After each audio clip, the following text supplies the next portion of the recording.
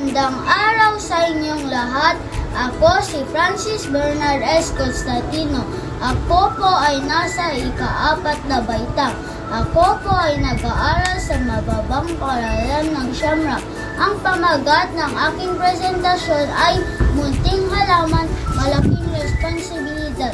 Ako ay mapanagutan sa kalikasan. Napakahalaga ng pagtatanim ng mga puno at halaman sa pangkabuhayan ng mga tao at para maiwasan ang epekto ng global warming. Ang malinis na hangin na dulot ng mga halaman ay nakawawala ng pagod at nagkakatulong para tayo ay maging malusog. Kaya tara na po ang magtanim.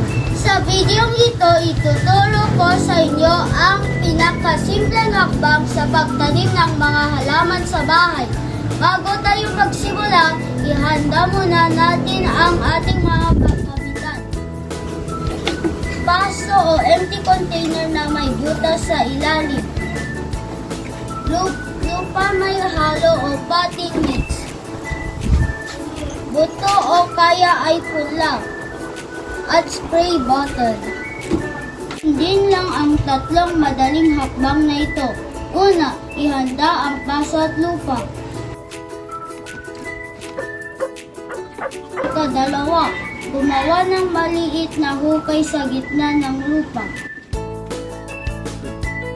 Ikatlo, ilagay ang buto o dahan-dahang ilipat ang punla. Takpan ito ng malipis na lupa.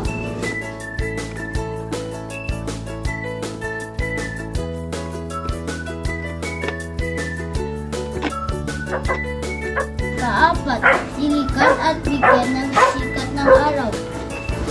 Ayan, napakadali lang po, di ba? Tandaan, ang susi sa masayang pagtatanim ay ang pasensya at araw-araw na pag-aalaga.